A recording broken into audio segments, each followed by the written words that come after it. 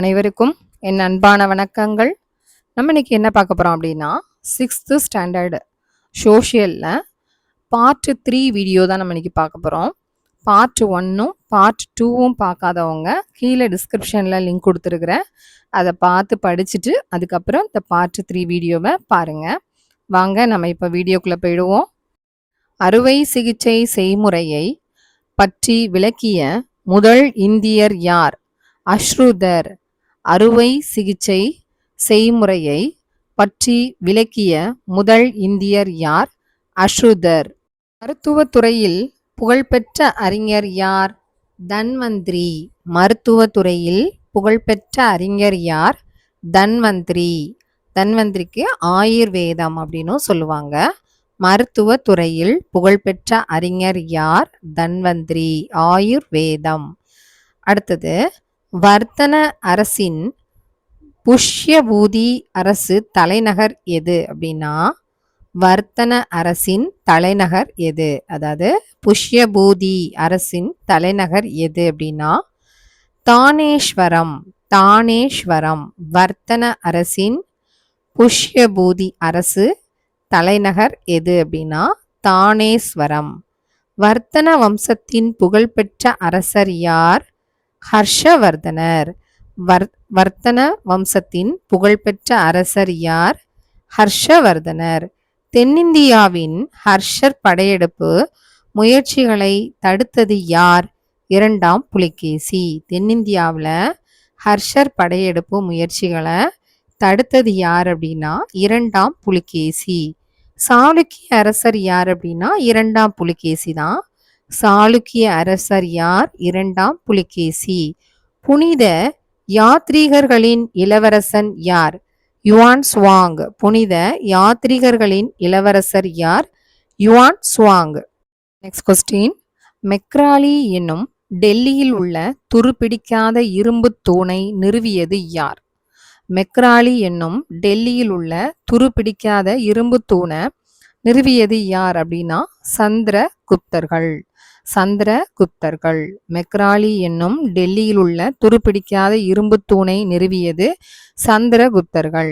உடன்கட்டை ஏறும் பழக்கம் யாருடைய காலத்தில் பின்பற்றப்பட்டது? குப்தர்களுடைய காலத்துல தான் உடன்கட்டை ஏறும் பழக்கம் யாருடைய காலத்தில் பின்பற்றப்பட்டது? குப்தர்கள். அஸ்வமேத யாகம் என்றால் என்ன? அஸ்வமேத யாகம் என்றால் குதிரைகளை பலி கொடுத்தல் அப்படின்றது தான் அர்த்தம். அஸ்வமேத யாகம் என்றால் குதிரைகளை பலி கொடுத்தல். குதிரைகளை பலி கொடுத்தல் இதை செய்தது யார் அப்படின்னா குப்தர்கள் தான். குதிரைகளை பலி கொடுத்தல் இதை செய்தது யார்? குப்தர்கள். உருவ வழிபாடு யாருடைய காலத்தில் தொடங்கியது? குப்தர்கள் காலத்துல தான் தொடங்குச்சு. உருவ வழிபாடு யாருடைய காலத்தில் தொடங்கியது? குப்தர்கள் காலத்தில். குப்தர்களின் அலுவலக மொழி எது? சமஸ்கிருதம். குப்தர்களுடைய அலுவலக மொழி சமஸ்கிருதம். அடுத்தது, அஷ்டத்யாகி என்னும் நூலை எழுதியது யார் அப்படின்னா பாணினி. அஷ்டத்யாகி என்னும் நூலை எழுதியது யாரு? பாணினி. அடுத்தது, மகாபாஷ்யம். மகாபாஷ்யம் என்னும் நூலை எழுதியது யார்? பதஞ்சலி. மகாபாஷ்யம் என்னும் நூலை எழுதியது யார்? பதஞ்சலி. Next question. தண்டநாயக்கர் மற்றும் மகா தண்டநாயக்கர் என அழைக்கப்பட்டவர்கள் யார்? தண்டநாயக்கர் மற்றும் மகா தண்டநாயக்கர் என அழைக்கப்பட்டவர்கள் யார் அப்படின்னா உயர் பதவிகளில் அமர்த்தப்பட்ட அதிகாரிகளை தான் அந்த பேரால அழைப்பாங்க. தண்டநாயக்கர் அப்படின்னும் மகாதண்டநாயக்கர் அப்படின்னும் அழைக்கிறத யாரை அழைக்கிறாங்க அப்படின்னா உயர் பதவிகளில் அமர்த்தப்பட்ட அதிகாரிகளை தான் நம்ம அப்படி அழைக்கிறோம். நெக்ஸ்ட், தேசம் மற்றும் பக்தி என்னும் பெயரில் பல பிராந்தியங்களாக பிரிக்கப்பட பேரரசு எது அப்படின்னா அது குப்த பேரரசு. தேசம் மற்றும் பக்தி என்னும் பெயரில் பல பிராந்தியங்களாக பிரிக்கப்பட்ட ஒரு பேரரசு எது அப்படின்னா அது குப்த பேரரசு. குப்த பேரரசு தேசம் மற்றும் பக்தி என பிரிக்கப்பட்டதை எவ்வாறு அழைக்கின்றனர்? உபாரிகா அப்படின்ற பேரால அழைக்கிறாங்க. குப்த பேரரசு தேசம் மற்றும் பக்தி என பிரிக்கப்பட்டதை எவ்வாறு அழைக்கின்றனர்? உபாரிகா என்ற பெயர்ல அழைக்கிறாங்க. குப்தர்களுடைய ஆட்சியில ஒற்றர்கள் எவ்வாறு அழைக்கப்பட்டனர்? தூதகா அப்படின்ற பேரால அழைச்சாங்க. ஒற்றர்களை தூதகா அப்படின்ற பேரால அழைச்சாங்க. ஒரு இடத்தில் நிலையாக இருந்து வணிகம் செய்பவர்கள் எவ்வாறு அழைக்கப்பட்டனர்? சிரேஸ்தி என்ற பெயரால அழைச்சாங்க. ஒரு இடத்தில் நிலையாக இருந்து வணிகம் செய்பவர் எவ்வாறு அழைக்கப்பட்டனர்? சிரேஸ்தி. அடுத்தது, பல்வேறு இடங்களுக்கு சென்று வியாபாரம் செய்பவர் எவ்வாறு அழைக்கப்பட்டனர்? பல்வேறு இடங்களுக்கு சென்று வியாபாரம் செய்கிறவங்கள எப்படி அழைச்சாங்க அப்படின்னு சொன்னா சார்ஸ்தவாகா அப்படின்ற பேரால அழைச்சாங்க. சார்ஸ்தவாகா என்ற பேரால அழைச்சாங்க. பல்வேறு இடங்களுக்கு சென்று வியாபாரம் செய்பவர்கள் எவ்வாறு அழைக்கப்பட்டனர்? சார்ஸ்தவாகா. கொஸ்டின், காஞ்சிபுரத்தை ஆண்டவர்கள் யார்? பல்லவர்கள் தான் காஞ்சிபுரத்தை ஆண்டாங்க. காஞ்சிபுரத்தை ஆண்டவர்கள் பல்லவர்கள். கடைசி பல்லவ மன்னவர் யார்? கடைசி பல்லவ மன்னர் அபராஹிதன் அப்படிங்கிறவர் தான் கடைசி பல்லவ மன்னன். கடைசி பல்லவ மன்னர் யாரு? அபராஹிதன். அப்பர் என்று அழைக்கப்பட்டவர் யார்? திருநாவுக்கரசரைத்தான் அப்பர் என்ற பெயரால அழைச்சோம். அப்பர் என அழைக்கப்பட்டவர் திருநாவுக்கரசர். மகேந்திரவர்மன் திராவிட கட்டிடக்கலைக்கு புதிதாக அறிமுகம் செய்த பாணி எது அப்படின்னா மகேந்திர பாணி. மகேந்திரவர்மன் திராவிட கட்டிடக்கலைக்கு புதிதாக அறிமுகம் செய்த பாணி எது அப்படின்னா மகேந்திர பாணி. முதலாம் நரசிம்மனின் படை தளபதி யாரு? பரஞ்சோதி. முதலாம் நரசிம்மனின் படை தளபதி யாரு? பரஞ்சோதி. காஞ்சிபுரம் கைலாசநாதர் கோவிலை கட்டியது யார்? ராஜசிம்மன். காஞ்சிபுரம் கைலாசநாதர் கோவிலை கட்டியது யார்? ராஜசிம்மன். வாதாபியை கைப்பற்றியது யார்? முதலாம் நரசிம்மன். வாதாபியை கைப்பற்றியது யார் அப்படின்னா முதலாம் நரசிம்மன். நெக்ஸ்ட், சந்திர வியாகரணம் என்னும் இலக்கிய நூலை எழுதியவர் யார்? சந்திர வியாகரணம் என்னும் இலக்கிய நூலை எழுதினவர் யார் அப்படின்னா சந்திரோ கோமியா அப்படிங்கிறவர் தான். சந்திர வியாகரணம் என்னும் இலக்கிய நூலை எழுதியவர் யார்? சந்திரோ ஹோமியா அப்படிங்கிறவர் தான் எழுதினாரு. பூஜ்ஜியம் மற்றும் தசம எண் முறைகளை கண்டுபிடித்தவர்கள் யார்? குப்தர்கள். பூஜ்ஜியம் மற்றும் தசம எண் முறைகளை கண்டுபிடித்தவர்கள் யார் அப்படின்னா குப்தர்கள் தான். சூரிய சித்தாந்தம் என்னும் நூலை எழுதியவர் யார் அப்படின்னா ஆரியப்பட்டர் தான். சூரிய சித்தாந்தம் என்னும் நூலை எழுதியவர் ஆரியப்பட்டர். பூமி தனது அச்சில் சுழல்கிறது என்னும் உண்மையை அறிவித்த முதல் இந்திய வானியல் ஆய்வாளர் யார் அப்படின்னா ஆரியப்பட்டர் தான். பூமி தனது அச்சில் சுழல்கிறது என்னும் உண்மையை அறிவித்த முதல் இந்திய வானியல் ஆய்வாளர் யார் அப்படின்னா ஆரியப்பட்டர்.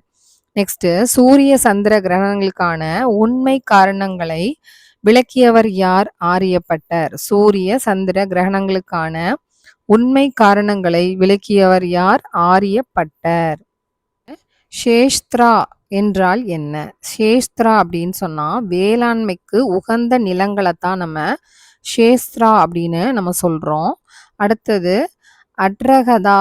அட்ரகதா என்றால் என்ன?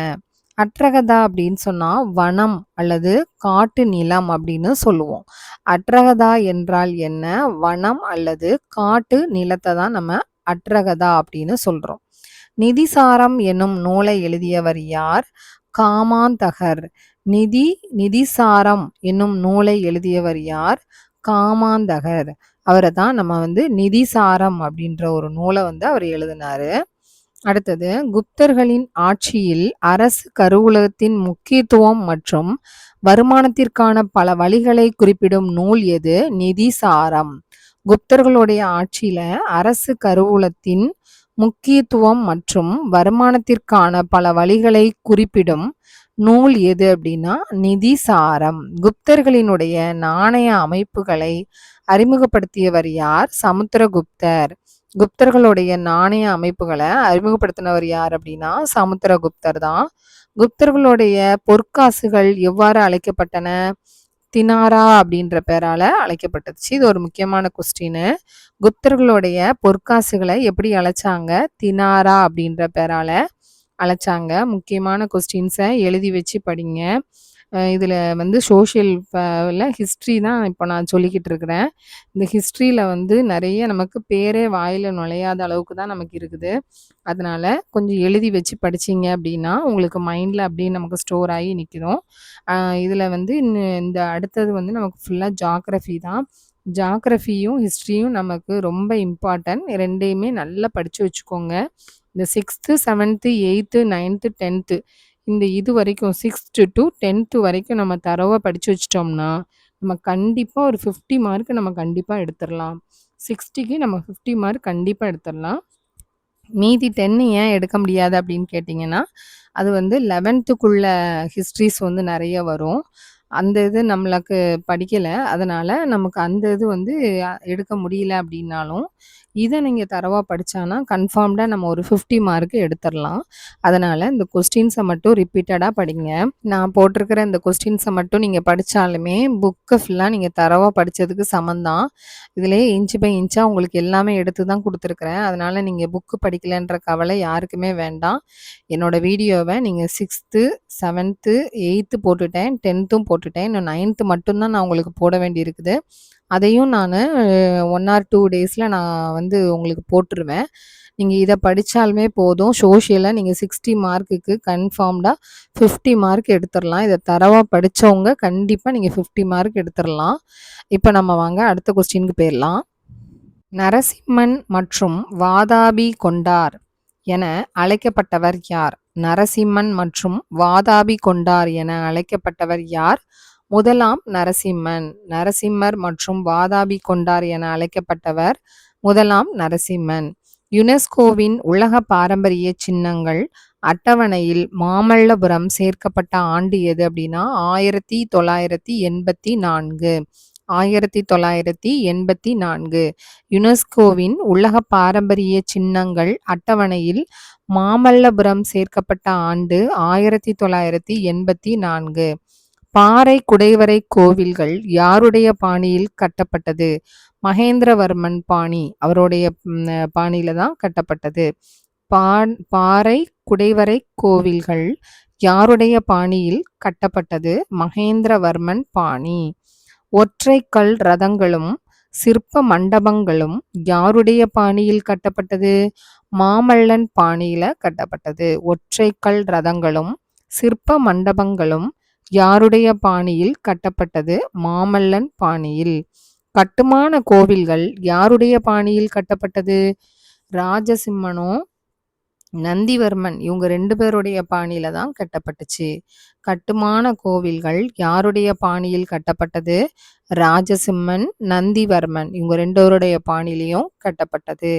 5 வகையான கோவில் கட்டட பாணியை உணர்த்துவது எது? மாமல்லன் பாணி. 5 வகையான கோவில் கட்டட பாணியை உணர்த்துவது எது? மாமல்லன் பாணி. அடுத்தது மாமல்லனுடைய கட்டடக்கலைக்கு மிகவும் பிரபலமானது எது அப்படின்னா மாமல்லபுரத்துல உள்ள திறந்தவெளி கலையரங்கம் தான். மாமல்லனுடைய கட்டடக்கலைக்கு மிகவும் பிரபலமானது எது? மாமல்லபுரத்தில் உள்ள திறந்தவெளி கலையரங்கம். Next question. மகாபாரதத்தை பாரத வெண்பா என்னும் பெயரில் தமிழ் மொழி பெயர்த்தவர் யார் அப்படின்னா பெருந்தேவனார். பெருந்தேவனார். மகாபாரதத்தை பாரத வெண்பா என்னும் பெயரில் தமிழ் மொழி பெயர்த்தவர் யார் அப்படின்னா பெருந்தேவனார் தான். 2ஆம் நந்திவர்மனால் ஆதரிக்கப்பட்டவர் யார் அப்படின்னா பெருந்தேவனார். 2ஆம் நந்திவர்மனால் ஆதரிக்கப்பட்டவர் யார்? பெருந்தேவனார். சாளுக்கியர்களின் தலைநகரம் எது? வாதாபி. சாளுக்கியர்களுடைய தலைநகரம் எது? வாதாபி. பதாமி அப்படின்ற பெயராலையும் சொல்லுவாங்க.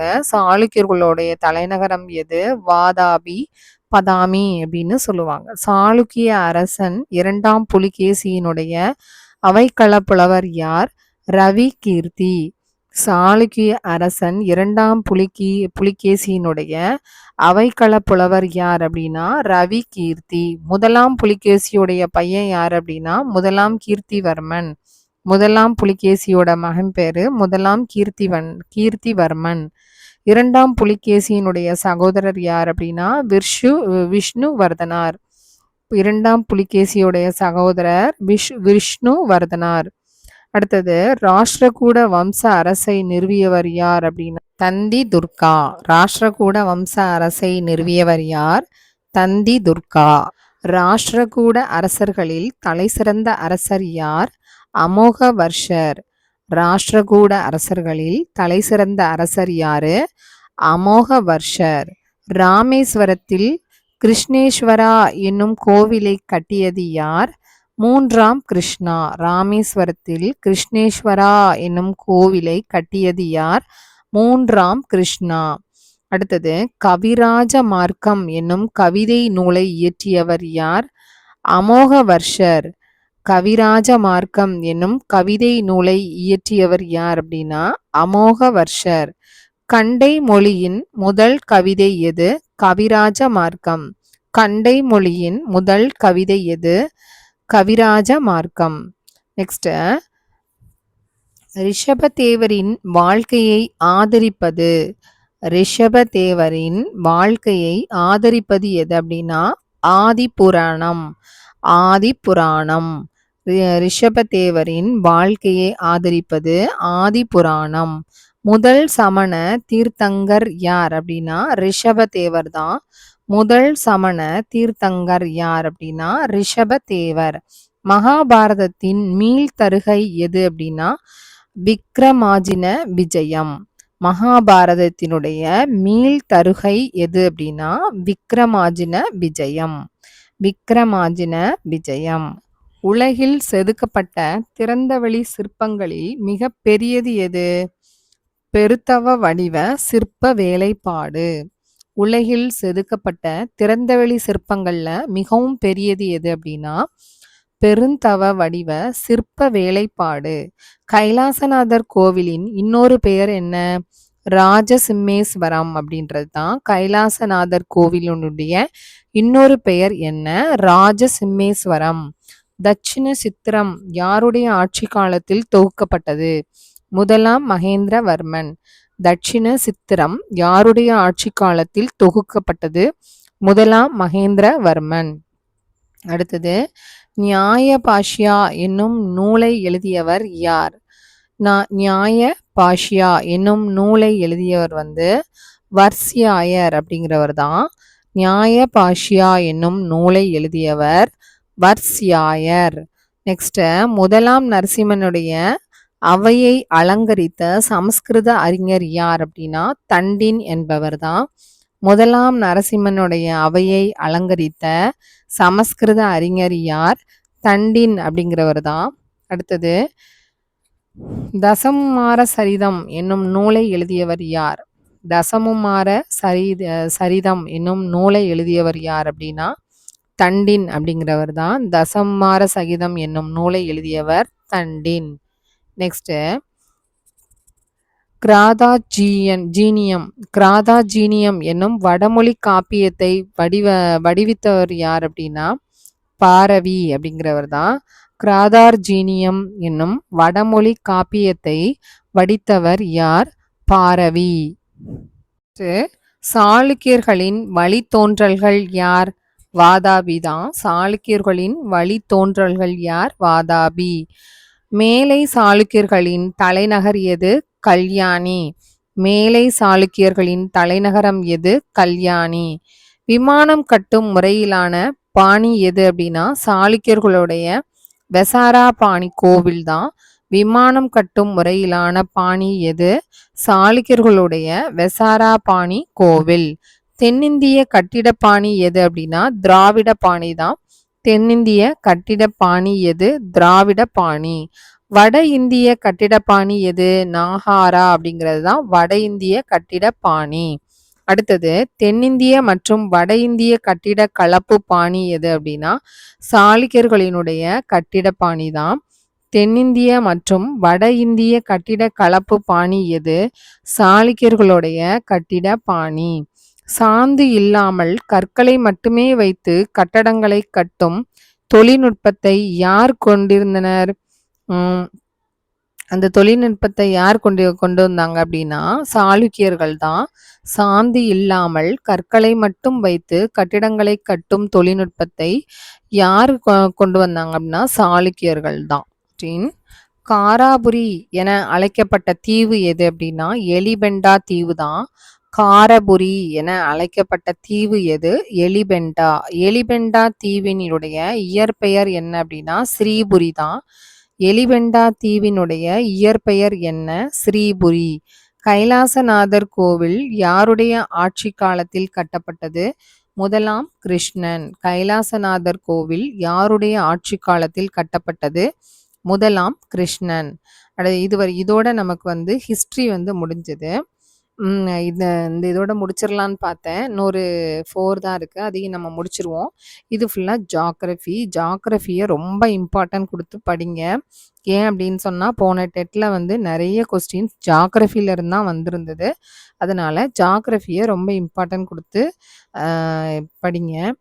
இந்த வாட்டி கொஸ்டின் வந்து எப்படி கேட்க போறாங்க அப்படிங்கிறது யாருக்குமே தெரியல. அது ஒரு ஸ்பெஷல் டெட்டுங்கிறதுனால, அது எப்படி கேட்பாங்க அப்படின்ற ஒரு ஐடியா இல்ல.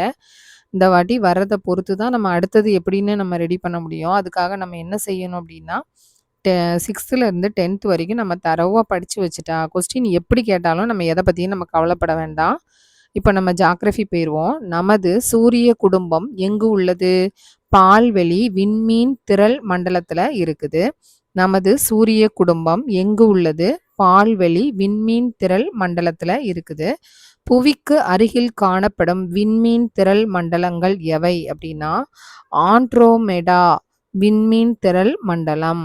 ஆண்ட்ரோமெடா விண்மீன் திரள் மண்டலம். அடுத்து மெகல்லனின் கிளவுடஸ் விண்மீன் திரள் மண்டலம் அப்படின்னும் சொல்லுவாங்க.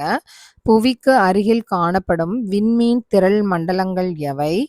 ஆண்ட்ரோமெடா விண்மீன் திரள் மண்டலம். மெகலனின் கிளவுட்ஸ் விண்மீன் திரள் மண்டலம். இங்கிலீஷ்ல அந்த கிளவுட்ஸ்ன்றத அப்படியே கொடுத்துருக்காங்க. மெகலனின் கிளவுட்ஸ் விண்மீன் திரள் மண்டலம். சூரிய கடவுள் என்பது எது அப்படின்னா SOL அப்படின்னு சொல்லுவோம். சூரிய கடவுள் என்பது SOL.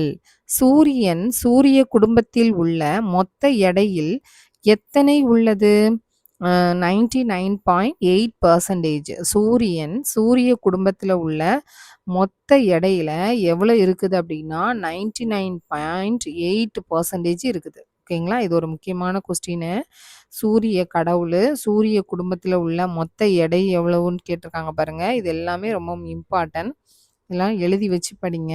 இந்த வீடியோவில் வந்து 4 கொஸ்டின் மட்டும் நமக்கு ஜியோகிராஃபி இருக்குது. மீதி எல்லாம் ஹிஸ்ட்ரி தான். ஹிஸ்ட்ரி நமக்கு முடிஞ்சுட்டு அடுத்த வீடியோவில் உங்களுக்கு ஃபுல்லாக ஜியோகிராஃபி தான் வரும். அதை நல்லா இம்பார்ட்டன்ட் கொடுத்து படிங்க. முக்கியமான கொஸ்டின்ஸை எழுதி வச்சு படிங்க. நான் திரும்ப திரும்ப இதே சொல்கிறேன்னு நீங்கள் நினைக்காதீங்க. எழுதி வச்சு படித்தா மட்டும்தான் நம்ம எக்ஸாமில் வந்து கண்டிப்பாக பாஸ் பண்ண முடியும். இந்த வீடியோ உங்களுக்கு யூஸ்ஃபுல்லாக இருந்திருக்கும்னு நினைக்கிறேன். இந்த வீடியோ உங்களுக்கு பிடிச்சிருந்தா லைக் பண்ணுங்கள், ஷேர் பண்ணுங்கள், கமெண்ட் பண்ணுங்கள். சப்ஸ்கிரைப் பண்ண மறந்துடாதீங்க. சப்ஸ்கிரைப் பண்ணிவிட்டு பாருங்கள். அப்போ தான் நான் போடுற அடுத்தடுத்த வீடியோஸ் உங்களுக்கு நோட்டிஃபிகேஷனில் வரும். நீங்கள் அதை உடனே எடுத்து ஓப்பன் பண்ணி பார்த்துக்கலாம். Thank you so much.